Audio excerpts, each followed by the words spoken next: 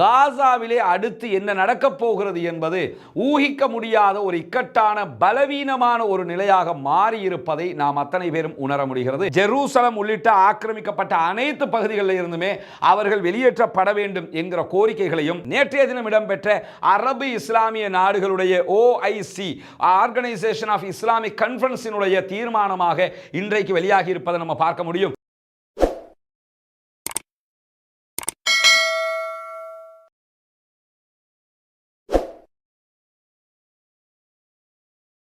அஸ்ஸலாமு அலைக்கும் வரஹ்மத்துல்லாஹி வபரகாத்துஹு. அன்பிற்கினிய சகோதர சகோதரிகளை நம் அனைவர் மீதும் ஏக இறைவனுடைய அமைதியும் கருணையும் உண்டாகட்டுமாக என்கிற உயரிய பிரார்த்தனைகளோடு பாலஸ்தீனத்தினுடைய காசா மீதான இஸ்ரேலிய தாக்குதல்கள் அக்டோபர் 7ஆம் தேதி 2023 ஆரம்பித்து இன்றோடு 519 நாளாக ஆகியிருக்கக்கூடிய இந்த நேரத்தில் காசாவிலே ஒரு யுத்த நிறுத்தம் ஏற்பட்டு 49வது நாளிலே நாம் அத்தனை பேரும் நின்று கொண்டிருக்கிறோம். இப்படியான சந்தர்ப்பத்திலே இன்றைக்கு என்னவெல்லாம் நடந்து கொண்டிருக்கிறது என்கிற செய்திகளைத்தான் விரிவாக பார்க்க இருக்கிறோம். குறிப்பாக காசாவுக்குள் சண்டை நிறுத்தம் ஏற்பட்டு 49 நாட்களாகி இருந்தாலும் இதிலே 40 நாட்கள் தான் அபிஷியலான யுத்த நிறுத்த நாட்களாக இருக்கிறது. மீதி உள்ள நாட்களை பொறுத்தவரை 2 நாட்கள் சந்தேகத்திற்கிடமான பரபரப்பான நாட்களாக முடிந்தாலும் ஒரு வாரம் அளவுக்குண்டான யுத்த நிறுத்தம் 2 தரப்பும் மேலதிகமாக இந்த ஒரு வாரங்களுக்குள் சண்டை பிடிப்பதில்லை என்று ஒப்புக்கொள்ளப்பட்ட நாட்களாக இருக்கிறது. அந்த நாட்களும் இன்றோடு முடிவடைந்து விட்டது. எனவே காசாவிலே அடுத்து என்ன நடக்கப் போகிறது என்பது ஊகிக்க முடியாத ஒரு இக்கட்டான பலவீனமான ஒரு நிலையாக மாறியிருப்பதை நாம் அத்தனை பேரும் உணர முடிகிறது. இந்த மாதிரியான நிலையில தான் தற்போது காசாவிலே ஒரு மிக முக்கிய எதிர்பார்ப்பு காணப்படுகிறது. அது என்ன எதிர்பார்ப்பு என்று சொன்னால், அனைவருடைய பார்வையும் எகிப்தினுடைய தலைநகர் கெய்ரோவை நோக்கியதாக இருக்கிறது. கெய்ரோவிலே நேற்றைய தினம் பாலஸ்தீன விடுதலை போராட்ட அமைப்பினுடைய முக்கியஸ்தர்கள், தலைவர்கள், தளபதிகள் தோஹா கத்தாரில் இருந்து வந்து இறங்கி இருக்கிறார்கள். சமாதான பேச்சுவார்த்தைகள் முன்னெடுப்பதற்கான முனைப்புகள் நடைபெற்று வருகிறது. தோஹா கத்தாருடைய அதிகாரிகளும் கெய்ரோவுக்கு வந்திருக்கக்கூடிய நேரத்தில் மீண்டும் ஒரு சமாதான உடன்படிக்கையை வெற்றி கொள்வோம், அதற்காக எதையும் இழப்பதற்கு நாங்கள் தயாராக இருக்கிறோம் என்கிறார் கத்தாருடைய பிரதமர். இந்த நிலையில் எகிப்தினுடைய அதிகாரிகளும் பேச்சுவார்த்தைக்கு தயாராக இருக்கிறார்கள். அமெரிக்காவினுடைய அதிகாரிகளும் பேச்சுவார்த்தைக்கு தயாராக இருக்கிறார்கள். இதற்கிடையில் இதுவரைக்கும் இஸ்ரேல் இது தொடர்பான எந்த விதமான முனைப்புகளையும் எடுத்ததாக காண முடியவில்லை. இந்த நேரத்தில் தான் சமாதானம் 2ஆம் கட்டத்திற்கு செல்ல வேண்டும் என்று இஸ்ரேலுடைய பணைய கைதிகளாக காசாவுக்குள்ள இருந்து தற்போது விடுதலையாகி இருக்கக்கூடியவர்களுடைய சங்கம் இன்றைக்கு கோரிக்கை விடுத்திருக்கிறது. இஸ்ரேலுக்குள்ள பெரும்பாலானவர்கள் ஆர்ப்பாட்டங்கள், போராட்டங்கள் நடத்தி கொண்டிருக்கிறார்கள். எக்காரணம் கொண்டு மீண்டும் ஒரு யுத்தம் ஆரம்பித்து விடக்கூடாது என்று. இந்த மாதிரியான நிலையில தான் தற்போது கெய்ரோவில் பேச்சுவார்த்தைகள் ஆரம்பிக்கப்படுமா இல்லையா, சமாதான உடன்படிக்கை 2ஆம் கட்டத்திற்கு நகருமா இல்லையா என்கிற ஒரு மிகப்பெரிய கேள்விக்குறி நம் முன்னால் இருக்கிறது. பொறுத்திருந்து பார்ப்போம். புனிதமிக்க ரமதானுடைய மாதத்திலே நல்ல செய்திகள் வர வேண்டும் என்று அல்லாஹ்விடத்திலே பிரார்த்தனை செய்வோம். சமாதானம் நீடிக்க வேண்டும், சமாதானம் அடுத்த கட்டத்திற்கு நகர வேண்டும். தவிர மீண்டும் ஒரு சண்டையாக இது மாறிவிடக் கூடாது என்பதில் இறைவனிடத்தில் கையேந்த தவறிவிடாதீர்கள் சகோதரர்களே. இப்படியான ஒரு நேரத்தில் இன்றைய தினம் ரஃபா பார்டர், ஈஜிப்டுக்கும் காசாவுக்கும் இடையிலே இருக்கக்கூடிய ரஃபா பார்டர் பகுதிகளில் இஸ்ரேலிய ஆக்கிரமிப்பு இராணுவத்தினுடைய டேங்குகள் மூலமான தாக்குதல்கள் நடத்தப்பட்டிருக்கிறது. ரஃபா இஸ்ரேலிய ட்ரோன் தாக்குதல்களில் 2 பாலஸ்தீன அப்பாவிகள் கொல்லப்பட்டிருக்கிறார்கள், ஷஹீதாகி இருக்கிறார்கள். அதே நேரத்தில் இன்றைக்கு அவர்கள் நடத்திய மேலதிக தாக்குதல்களில் 9 பாலஸ்தீன அப்பாவிகள் படுகாயம் அடைந்திருக்கிறார்கள் என்கிற செய்திகளும் வெளியாகி இருக்கிறது. சமாதான உடன்படிக்கை காலம், எந்த விதமான யுத்தமும் இல்லாத காலத்தில் கூட பாலஸ்தீன மக்களில் 2 பேர் தற்போது உயிரிழந்திருக்கிறார்கள், ஷஹீதாகி இருக்கிறார்கள். 9 பேர் படுகாயங்களுக்கு உள்ளாகி இருக்கிறார்கள். இஸ்ரேலுடைய ஆளில்லா விமானங்களுடைய தாக்குதல்கள் அகோரத்தை எட்டி கொண்டிருக்கிறது. இதற்கு எந்த விதமான கருத்துக்களையும் இஸ்ரேல் தெரிவிக்காமல் தொடர்ந்து தாக்குதல்களை நடத்தி பாலஸ்தீன மக்களை, காசாவினுடைய மக்களை அச்சுறுத்தலுக்கு உள்ளாக்கி கொண்டே இருக்கக்கூடிய நேரத்தில் தான் நமக்கெல்லாம் தெரியும், ஏற்கனவே காசாவுக்கு ஆதரவாக அரபு நாடுகளுடைய கூட்டமைப்பு அரப் லீக் எகிப்தினுடைய தலைநகர் கெய்ரோவில் கடந்த 4ஆம் தேதி ஒன்று திரண்டது மட்டுமல்லாமல் அதிலே திரண்டிருந்த 27 நாடுகள் ஒன்றிணைந்து மொத்தமான ஒரு அறிக்கை வெளியிட்டிருந்தார்கள். அரபு இஸ்லாமிய திட்டம் திட்டம் என்று அதற்கு பேர். காசாவில் இருக்கக்கூடிய பாலஸ்தீன மக்களை வெளியேற்றக்கூடாது, அவர்கள் ஜோர்தானுக்கும் செல்ல தேவையில்லை, எகிப்துக்கும் செல்ல தேவையில்லை, அவர்கள் காசாவில் தான் இருக்க வேண்டும் என்பது மட்டுமல்லாமல் காசாவுடைய மக்கள் முன்வைத்த எல்லா கோரிக்கைகளையும் அரபு நாடுகள் ஒப்புக்கொள்வதாகவும் பாலஸ்தீன விடுதலை அமைப்பு ஆட்சியிலிருந்து ஓரமாகும், ஆனால் இராணுவமாக அவர்கள் செயல்படுவார்கள், பாலஸ்தீனத்தினுடைய மீள் கட்டுமானத்திற்கு தேவையான 56 பில்லியன் டாலர்களை அரபு நாடுகள் சேமித்து சேகரித்து கொடுத்து பாலஸ்தீனத்தை டெவலப் பண்ணும் என்கிற செய்திகளை அரபு லீகினுடைய மாநாடு மொத்தமாக முடிவுக்கு கொண்டு வந்து ஒரு தீர்மானமாக அறிவித்திருந்தது. அமெரிக்காவும் இஸ்ரேலும் அதை ஏற்றுக்கொள்ளவில்லை என்கிற நிலையில் அமெரிக்க ஜனாதிபதி டொனால்ட் ட்ரம்ப் சாதகமான சைக்கிணைகளை மட்டும் அதிலே வெளிப்படுத்தி இருந்தார்.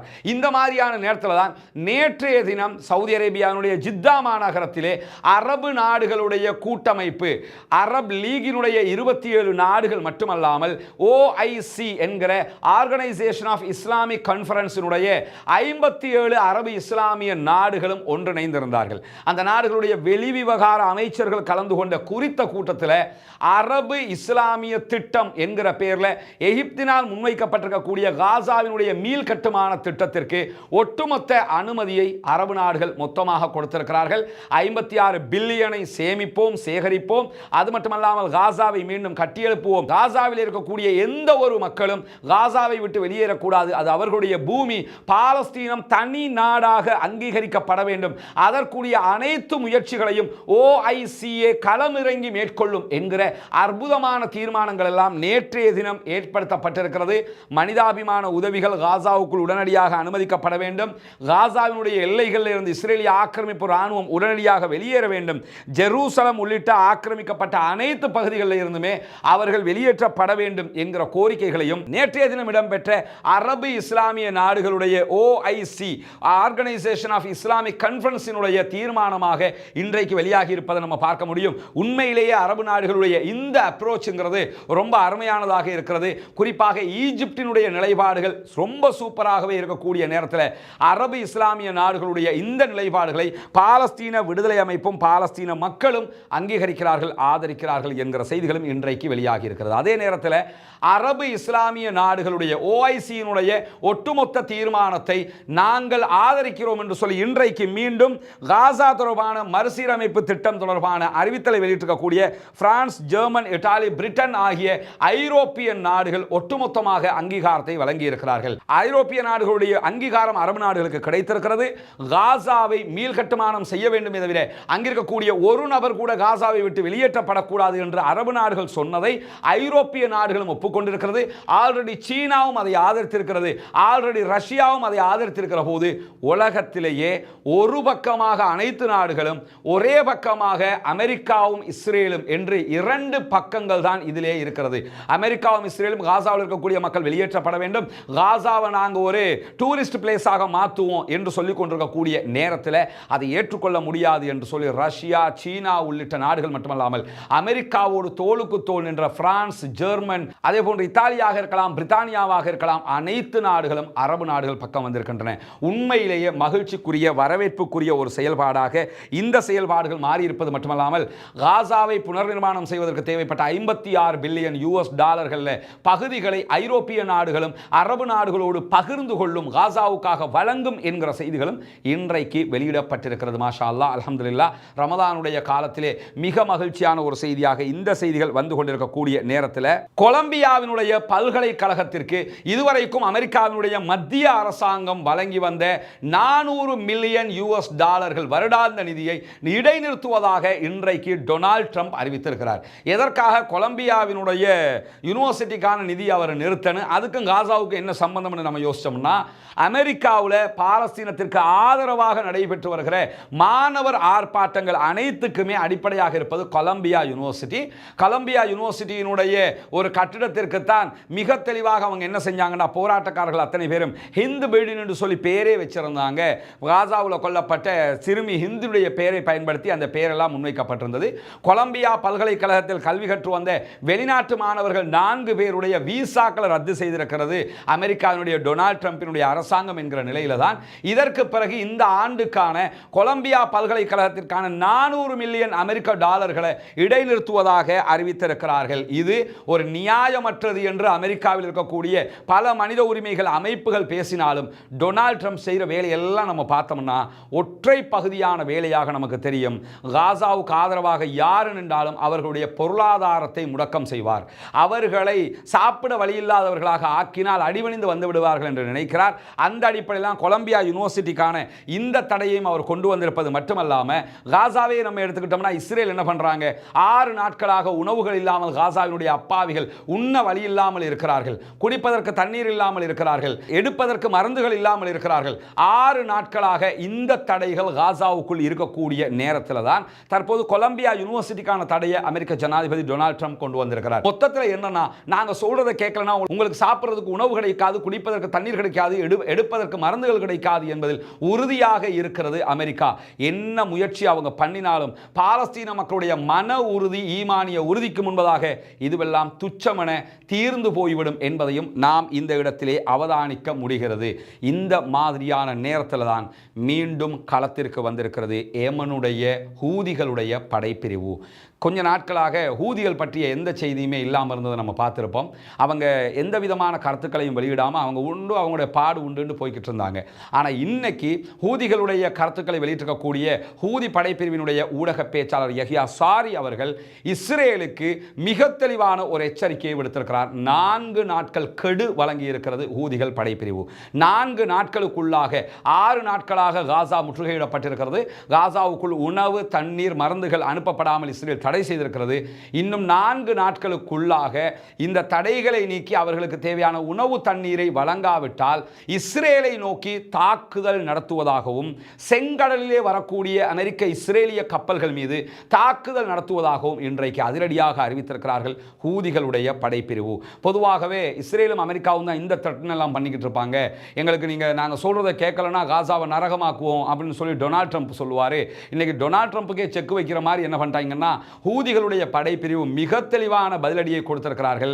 எங்களுடைய மக்களோடு நாங்கள் நிற்கிறோம், காசா மக்களோடு என்றைக்கும் இருப்போம். அவர்களுடைய பட்டினி நாங்கள் பட்டினி இருப்பதை போன்று, அவர்களுடைய உணவு நாங்கள் உண்பதை போன்று. எனவே எங்களுடைய மக்கள் புனிதமிக்க ரமதானுடைய மாதத்தில் சாப்பிட வழியில்லாமல் இருக்கும்போது நாங்கள் மகிழ்ச்சியாக இருக்க முடியாது என்கிற காரணத்தினால 4 நாட்களுக்கு உள்ளாக உடனடியாக காசாவுக்கு தேவையான உணவு, தண்ணீர், மருந்துகளை இஸ்ரேல் அனுப்பாவிட்டால் கண்டிப்பாக இஸ்ரேல் மீதும் தாக்குதல் நடத்துவோம், இஸ்ரேலுக்கு ஆதரவான அமெரிக்க கப்பல்கள் மீதும் செங்கடலிலும் தாக்குதல்களை நடத்துவோம் என்று சொல்லி கவுண்ட் டவுன் ஸ்டார்ட் என்பதை அறிவித்திருக்கிறார்கள். 4 நாட்கள் பொறுத்திருந்து பார்ப்போம் இந்த எச்சரிக்கை எவ்வளவு தூரம் வேலை செய்கிறது என்பதை. சில நேரங்களில் நாளைக்கு நடக்க இருக்கிற காசா பற்றிய சமாதான உடன்படிக்கை பேச்சுவார்த்தைகளில் கூட இதையொட்டி இஸ்ரேல் வலிக்கு வரக்கூடும். ஏன்னா இன்னொரு தாக்குதலை இஸ்ரேல் எப்படி எதிர்கொள்ள போகிறதுங்கிறது ஒரு கேள்வியாக இருக்கிறது. தாயடை கொண்டு வச்சாங்க, அயன்டோமை கொண்டு வச்சாங்க, எல்லாத்தையும் தாண்டித்தான் ஆல்ரெடி இஸ்ரேல் மீதே 2020 கிலோமீட்டர்களை தாண்டி ஹூதிகளுடைய பாலிஸ்டிக் ஏவுகணை தாக்குதல்களும் ட்ரோன் தாக்குதல்களும் நடத்தப்பட்டிருந்தது. அதே போன்று செங்கடலில் 200க்கும் மேற்பட்ட கப்பல்களை அழித்தே முடித்து விட்டார்கள். இன்னும் அவர்கள் கைப்பற்றிய கேலக்ஸி லீடர் கப்பல் அவர்களிடத்தில் கையில் தான் இருக்குது.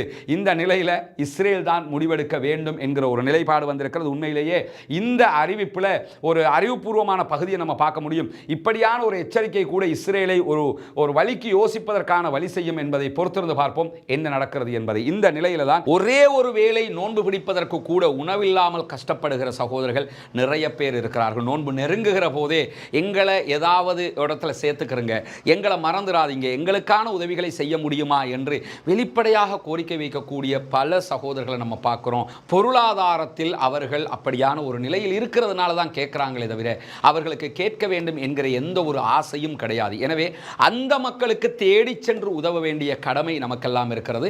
நபிகள் நாயகம் ஸல்லல்லாஹு அலைஹி வஸல்லம் அவர்கள் அதைத்தான் நமக்கு காட்டியும் தந்திருக்கிறார்கள். அல்லாஹ்வுடைய தூதர் ஸல்லல்லாஹு அலைஹி வஸல்லம் அவர்களிடத்தில் இஸ்லாத்திலேயே மிகச்சிறந்த காரியம் எது என்று கேட்கப்படுகிற போது பசித்தவர்களுக்கு உணவளிப்பது என்றார்கள். எனவே பசித்தவர்களுக்கு உணவளிக்கிற இந்த நட்பணியிலே நாம் அத்தனை பேரும் இணைந்து கொள்ள வேண்டும் என்பதோடு அல்லாஹ்வுடைய தூதர் ஸல்லல்லாஹு அலைஹி வஸல்லம் அவர்கள் சொன்னார்கள், இத்தகுன்னார வலவ் பிஷிக்கி தம்ரா, ஒரே ஒரு பேரிச்சம்பழத்தினுடைய துண்டு இருந்தால் கூட அதை கொடுத்தும் நீங்கள் நரகத்தை விட்டும் பாதுகாப்பு தேடிக்கொள்ளுங்கள் என்றார்கள். இந்த ரமலானுடைய மாதத்திலே ஏழை எளிய மக்களுக்கு உதவி உதவி செய்து நாளை மறுமையிலே சொர்க்கத்தை அடைகிற அந்த நட்பணியில் கைகோர்ப்போமாக, இணைவோம், ஒன்றாக இணைவோம், அந்த மக்களுக்காக உழைப்போம். நாளை மறுமையிலே கண்டிப்பாக நமக்குரிய ஈடற்றத்தை பெற்றுக்கொள்வோம் என்கிற அடிப்படையில் தான் இந்த வீடியோவினூடாக உங்களை நாம் தொடர்பு கொண்டிருக்கிறோம். எனவே இந்த நட்பணிக்கு உதவ விரும்புகிற சகோதரர்கள் உங்களுடைய சதகா மற்றும் தான தர்மங்களை முன்னால் தெரிகிற நம்முடைய வங்கி கணக்கிழக்கத்திற்கு தாராளமாக வாரி வழங்குங்கள். முன்னால் தெரிகிற நம்முடைய பேங்க் அக்கவுண்ட்டுக்கு உங்களால் முடிந்த உதவிகளை நீங்கள் வழங்கியதற்கு பிறகு அதனுடைய பற்றுச்சீட்டை முன்னால் தெரிகிற என்னுடைய வாட்ஸ்அப் இலக்கத்திற்கு அனுப்பி உதவுங்கள். வல்ல ரஹ்மான் நம் அத்தனை பேரையும் நல்ல பணிகளில் ஒன்றிணைப்பானாக, நாளை மறுமையிலே வெற்றி பெறச் செய்வானாக. இந்த ஏழை எளிய மக்களுக்கான பணியிலே நாம் அத்தனை பேரும் ஒன்றிணைவோம். தெற்கு லெபனானில் இருக்கக்கூடிய சில நகரங்கள் மீது இஸ்ரேல் இன்றைக்கு 30 நிமிடங்களுக்குள்ளாக 15 வான்வழி தாக்குதல்களை நடத்தி இருக்கிறது என்கிற செய்திகள் வெளியாகி இருக்கிறது. இந்த தாக்குதல்கள் தொடர்பாக இதுவரைக்கும் லெபனானில் இருக்கக்கூடிய ஹிஸ்புல்லாக்களுடைய அமைப்பு எந்த விதமான கருத்துக்களையும் வெளியிடவில்லை. அவர்கள் என்ன சொல்லப் போகிறார்கள் என்பதை பொறுத்திருந்து பார்க்க வேண்டும். என சமாதான உடன்படிக்கை நடைமுறையில் இருக்கும் போதே வரம்பு மீறி தொடர்ந்து லெபனானுடைய பகுதிகள் மீது இஸ்ரேல் தாக்குதல்களை நடத்தி கொண்டே இருக்கிறது. இன்றைக்கு வெறும் 30 நிமிடங்களுக்குள்ளாக 15 தாக்குதல்களை நடத்தி இருக்கிறார்கள். இதனுடைய சேத விவரங்கள் இதுவரைக்கும் வெளியாகவில்லை. வெளியாகும் போது அவற்றையும் உங்களோடு பகிர்ந்து கொள்கிற அதே நேரம் லெபனானிலே இருக்கக்கூடிய ஹிஸ்புல்லாக்கள் என்ன எதிர்வினை ஆற்றப் போகிறார்கள் என்பதையும் பொறுத்திருந்து பார்ப்போம். ஒரு சற்று நேர வித்தியாசத்திற்குள் எதுவும் நடக்கலாம். உரசிக் கொண்டிருக்கக்கூடிய ஒரு நிலையாக காசாவினுடைய ஒரு நிலை இருக்கிறது. இஸ்ரேல் எடுக்கக்கூடிய முடிவுகளை பொறுத்து தான் சமாதானமும் சண்டையும் என்கிற ஒரு முடிவு இருக்கிறது.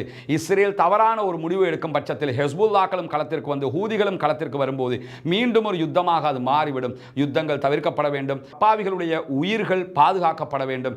எந்த நாட்டிலும் எந்த யுத்தங்களும் இடம்பெறக்கூடாது. அமைதியான பூவுலகு திரும்ப வேண்டும் என்பதுதான் அனைவருடைய ஆசையவா பிரார்த்தனையாக இருக்கிறது. பாலஸ்தீனம் வெற்றி பெற வேண்டும், பாலஸ்தீனம் சுதந்திரம் அடைய வேண்டும், பாலஸ்தீன மக்களும் நம்மை போன்ற நிம்மதியானவர்களாக மாற வேண்டும் என்கிற உயரிய பிரார்த்தனைகளை தொடர்ந்து அல்லாஹ்விடத்திலே முன்வைக்க தவறிவிடாதீர்கள். புனிதமிக்க ரமதானுடைய மாதத்திலே பாலஸ்தீன மக்களுக்காக பிரார்த்தனை செய்கிற அதே நேரம் அவர்களுக்காக ஜனநாயக ரீதியாகவும் குரல் கொடுக்க மறந்து விடாதீர்கள் சகோதரர்களே. வாஹிர் தஅவானா அல்ஹம்துலில்லாஹி ரப்பில் ஆலமீன்.